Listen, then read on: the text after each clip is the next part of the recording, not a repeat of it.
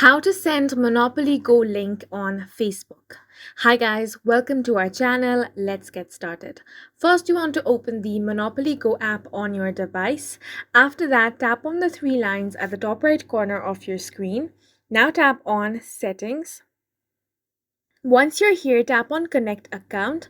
Make sure you have connected your Monopoly Go account with your Facebook account. If you have not, then tap on Connect for Facebook.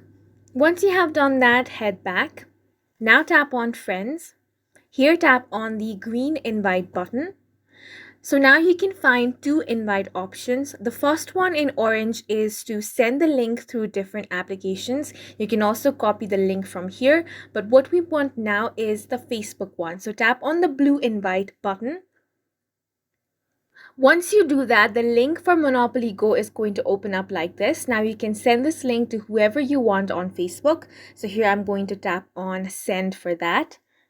Here you can see this is how the link is going to be sent on Facebook. And that's it for this video. We hope you guys found it helpful. Please make sure to hit the like button and subscribe for more helpful tutorials.